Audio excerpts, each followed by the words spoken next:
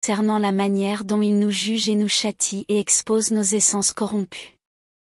Nous devons les lire et nous maintenir davantage à leur hauteur. Ne compare pas les autres à ces paroles, nous devons nous comparer à elles. Nous ne manquons d'aucune de ces corruptions, nous pouvons tous coïncider avec elles. Si tu ne le crois pas, va en faire l'expérience toi-même. Nous devons comprendre qu'il nous faut accepter chacune des paroles prononcées par Dieu, que ces déclarations soient agréables à l'oreille ou non, et qu'elles nous donnent un sentiment d'amertume ou de douceur. Telle est l'attitude que nous devrions avoir vis-à-vis des paroles de Dieu.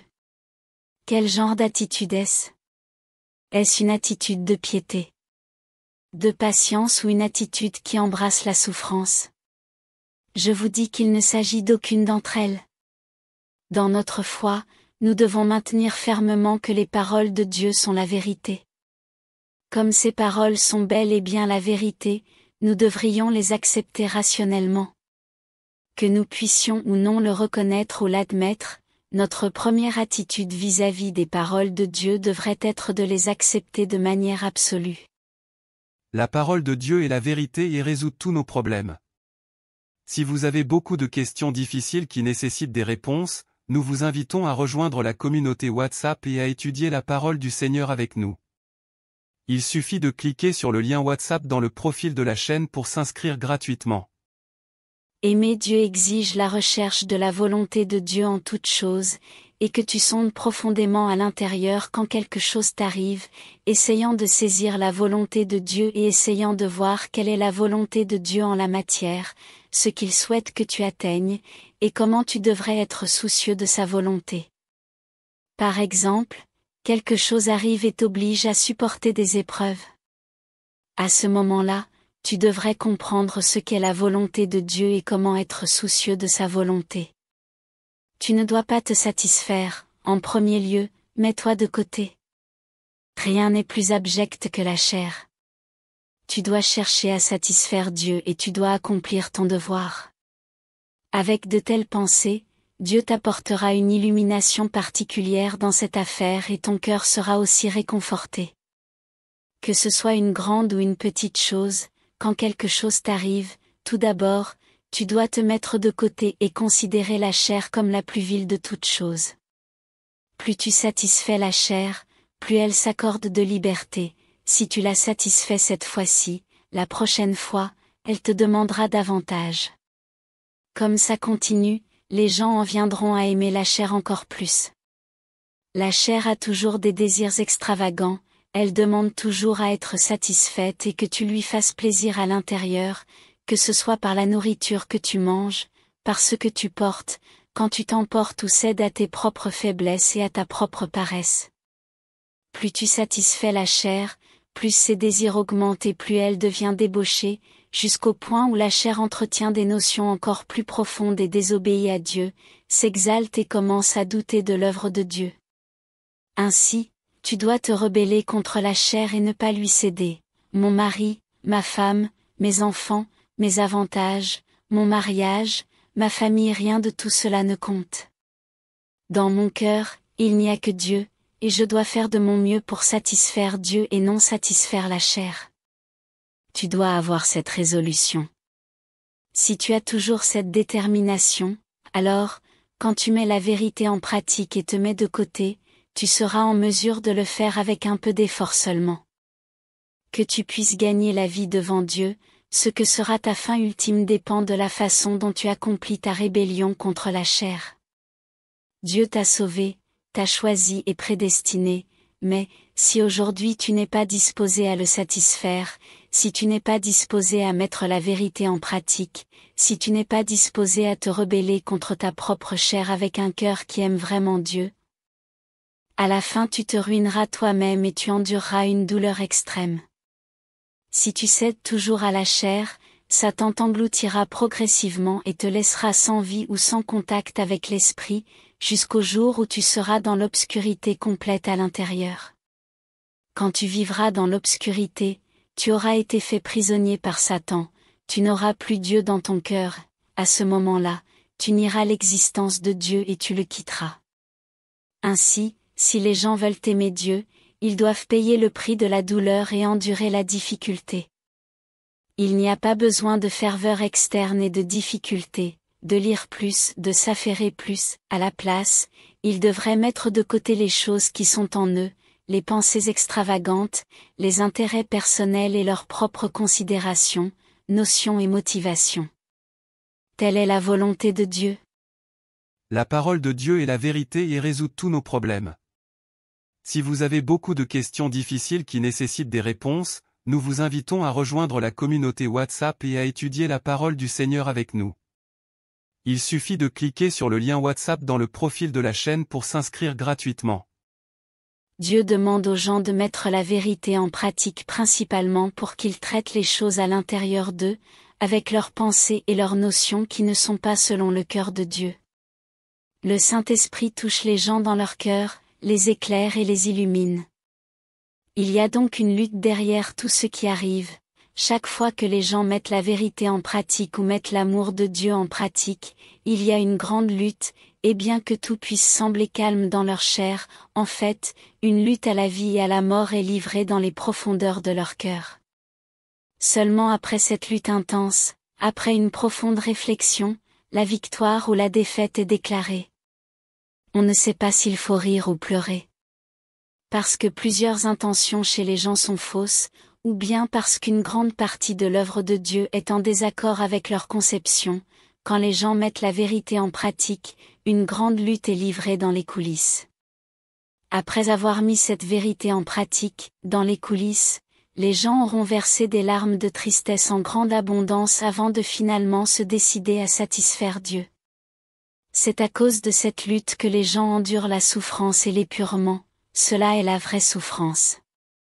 Quand la lutte survient, si tu es en mesure de vraiment te tenir du côté de Dieu, tu seras en mesure de satisfaire Dieu.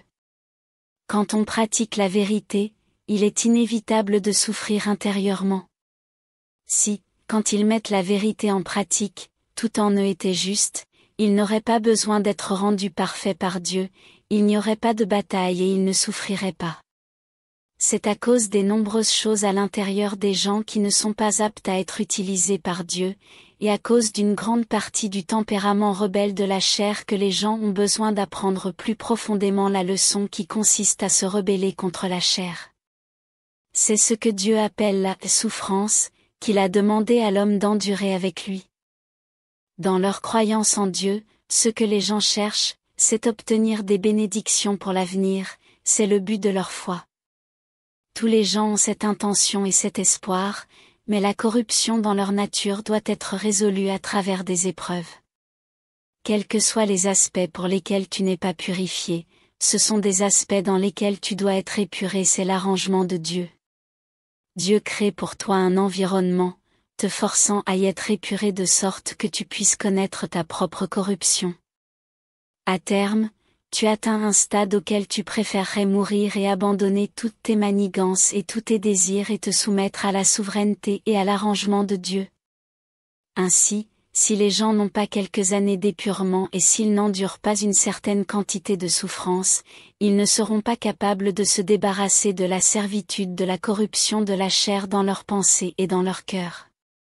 Quels que soient les aspects où tu es encore soumis à l'esclavage de Satan et quels que soient les aspects où tu as encore tes propres désirs et tes propres exigences, ce sont ces aspects-là dans lesquels tu devrais souffrir. Ce n'est que par la souffrance que des leçons peuvent être apprises, ce qui signifie être capable d'acquérir la vérité et de comprendre la volonté de Dieu. En fait, de nombreuses vérités sont comprises en faisant l'expérience d'épreuves pénibles. Personne ne peut comprendre la volonté de Dieu, reconnaître la toute-puissance et la sagesse de Dieu ou apprécier le juste tempérament de Dieu quand il est dans un environnement confortable et facile, ou quand les circonstances sont favorables. Ce serait impossible. La parole de Dieu est la vérité et résout tous nos problèmes. Si vous avez beaucoup de questions difficiles qui nécessitent des réponses, nous vous invitons à rejoindre la communauté WhatsApp et à étudier la parole du Seigneur avec nous. Il suffit de cliquer sur le lien WhatsApp dans le profil de la chaîne pour s'inscrire gratuitement.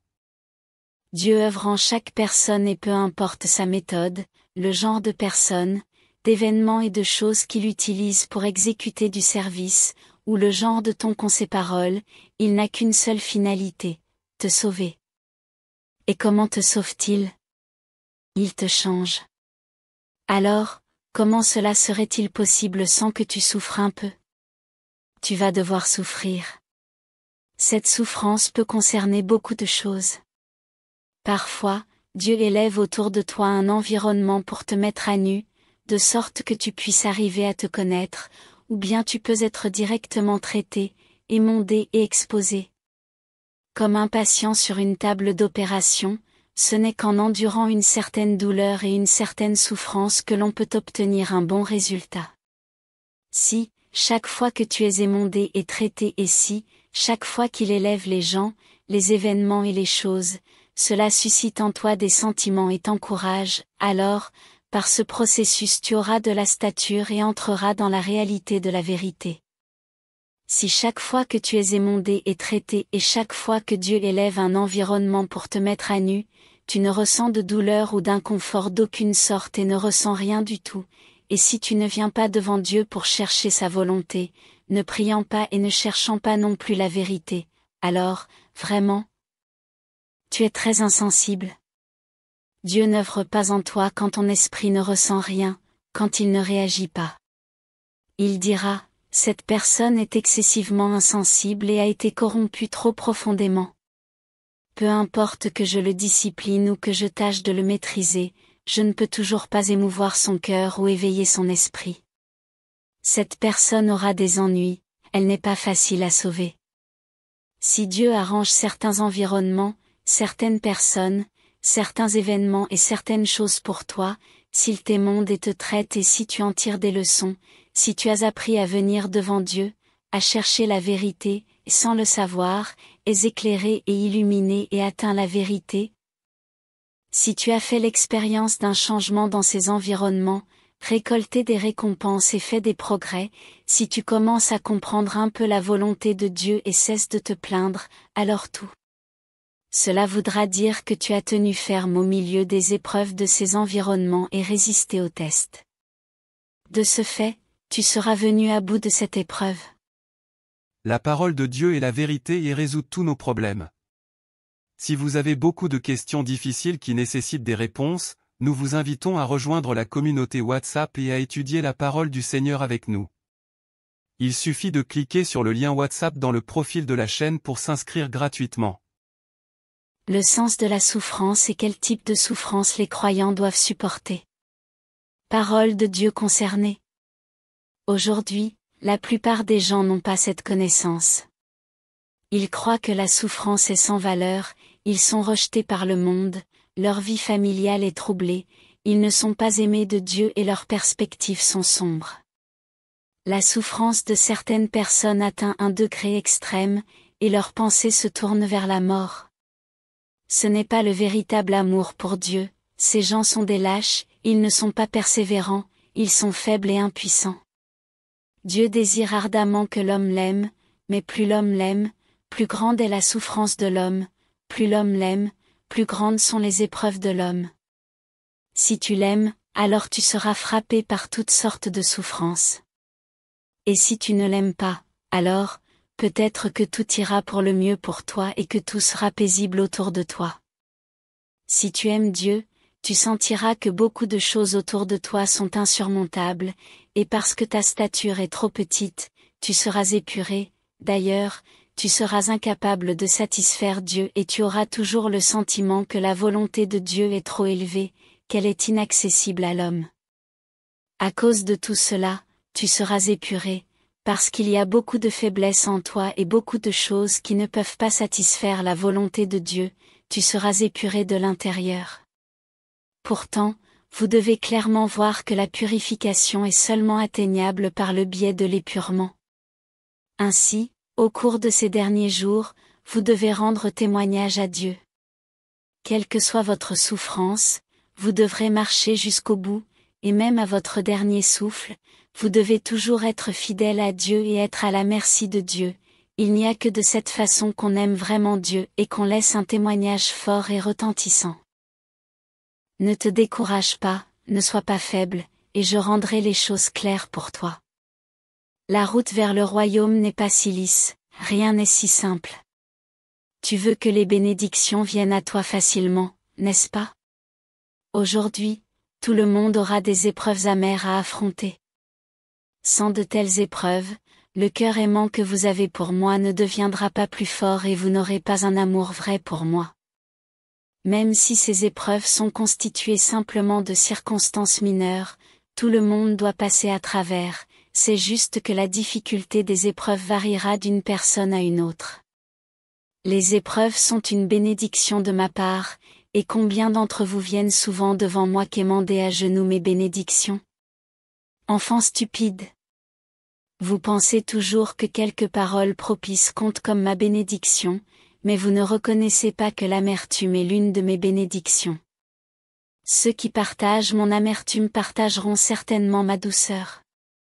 C'est ma promesse et ma bénédiction pour vous.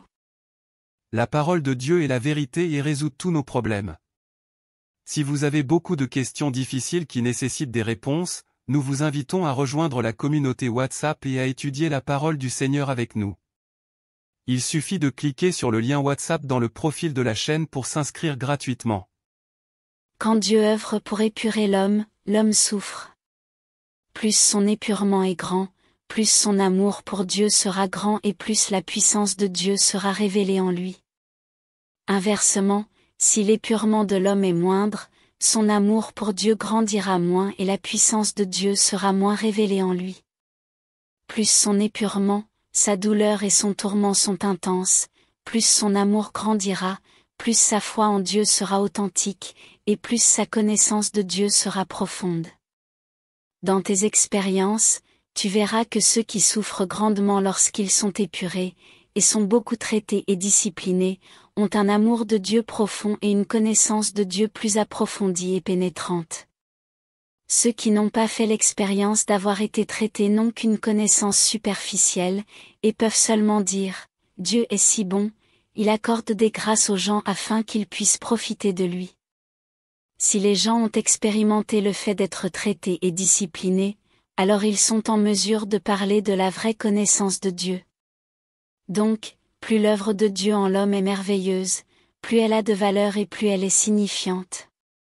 Plus l'œuvre de Dieu est impénétrable pour toi et plus elle est incompatible avec tes notions, plus elle est capable de te conquérir, de te gagner et de te perfectionner. La signification de l'œuvre de Dieu est si grande. Si Dieu n'épurait pas l'homme de cette façon, s'il n'œuvrait pas selon cette méthode, alors son œuvre serait inefficace et n'aurait pas de signification. Il a été dit auparavant que Dieu sélectionnerait et gagnerait ce groupe, et le rendrait complet dans les derniers jours, il y a là une signification extraordinaire. Plus il œuvre en vous, plus votre amour pour Dieu est profond et pur. Plus l'œuvre de Dieu est grande, plus l'homme est en mesure de goûter sa sagesse et plus l'homme connaît Dieu profondément. Tu dois souffrir des difficultés pour la vérité, te donner à la vérité, tu dois endurer l'humiliation pour la vérité, et pour gagner plus de vérité, tu dois subir plus de souffrance. C'est ce que tu devrais faire.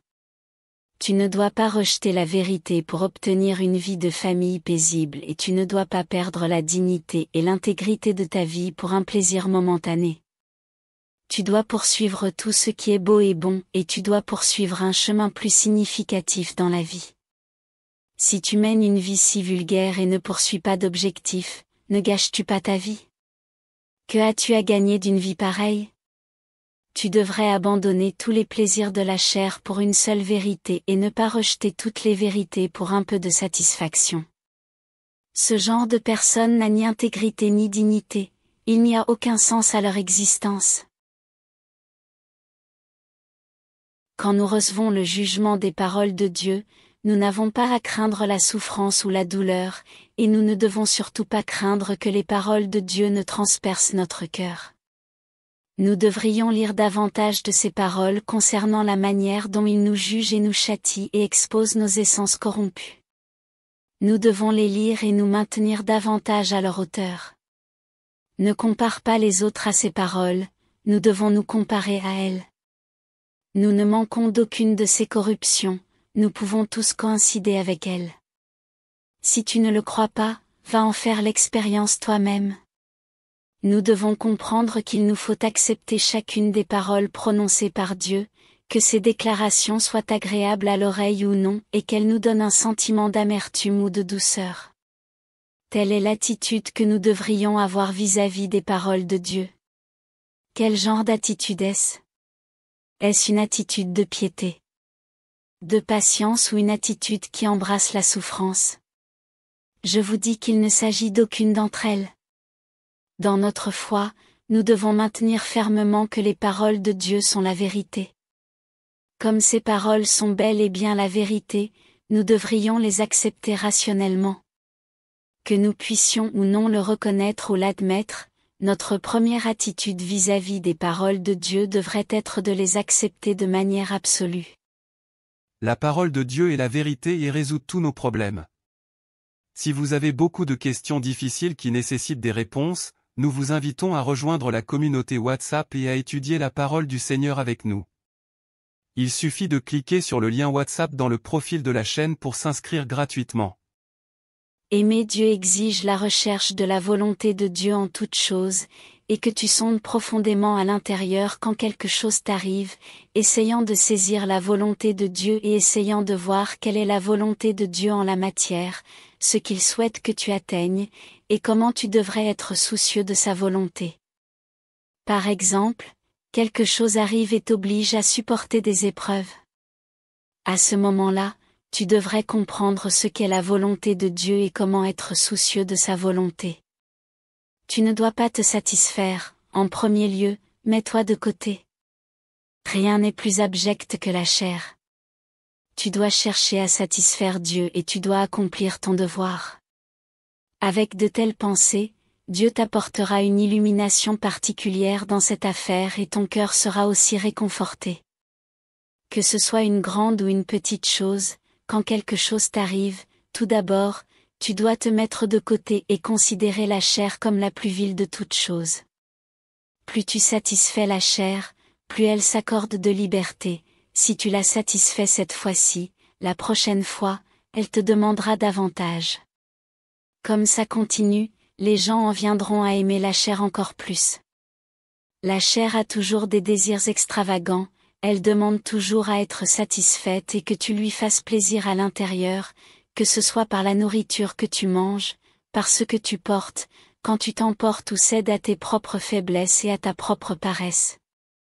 Plus tu satisfais la chair, plus ses désirs augmentent et plus elle devient débauchée, jusqu'au point où la chair entretient des notions encore plus profondes et désobéit à Dieu, s'exalte et commence à douter de l'œuvre de Dieu.